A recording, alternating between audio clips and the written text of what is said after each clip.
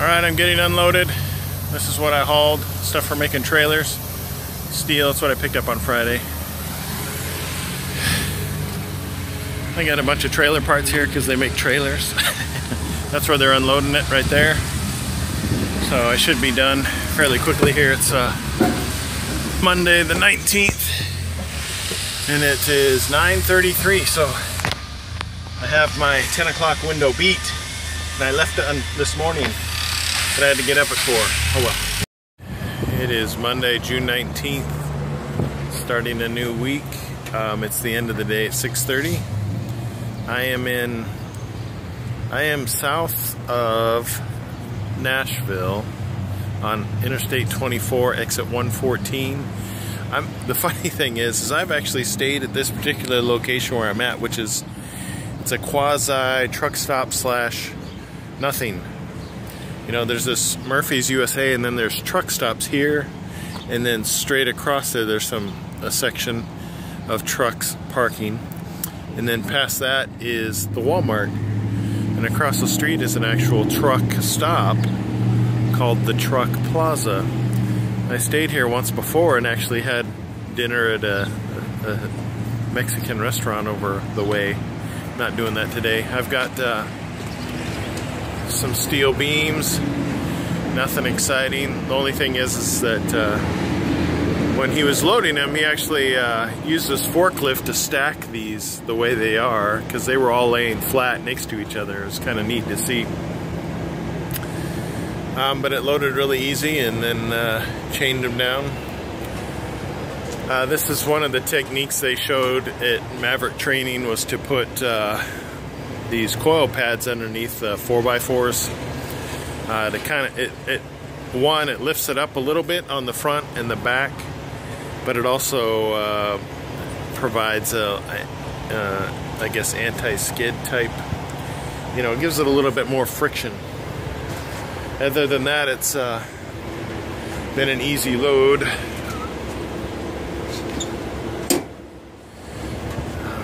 My interior air conditioner is a little bit different than the old style. In 2017, it's a little bit more slanted. And I finally got my antennas put back on, though I had to run my wiring a little bit differently because the holes on the bottom of the truck are in a different location. So, but I got it to work.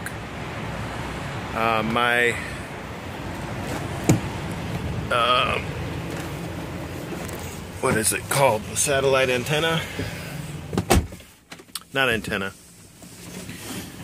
Here's my satellite radio. It just kind of sits right here for right now. I've actually found one of the pieces that holds it onto the vent. But as in the case of my last one, it's got an issue with either a loose terminal or something, because I have to play around. You know, you have to like bend this in order to, I don't know, put pressure on it to try to get it to reconnect to the antenna. Otherwise, the screen just says, hey, there's a problem, your antenna's broken. But it's really these cheap base things that your radio plugs into. I mean, I can almost guarantee this thing costs less than $2 to make. And this piece is screwed on, it comes off, but all the electronics plug into the back, and unfortunately cannot plug into the radio directly, because that would probably solve a lot of my problems. So I'm gonna have to take this home and see what I can do about opening this thing up.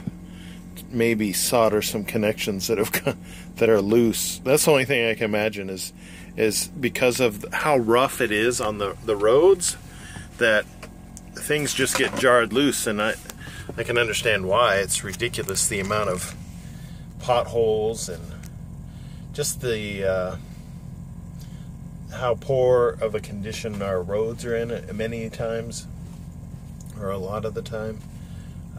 There's constant construction and they're always trying to improve it, but man, there's some rough places to drive through or drive over.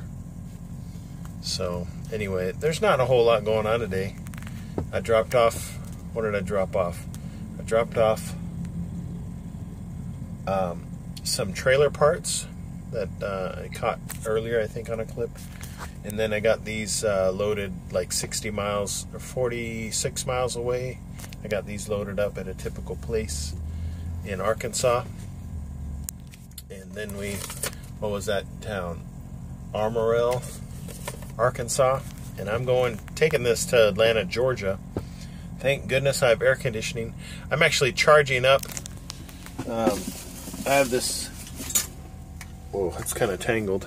I have this spare battery that I've been charging all day. It goes to my CPAP for my sleep apnea because the inverter, the spare APU batteries go dead in like 9 hours is what I calculate.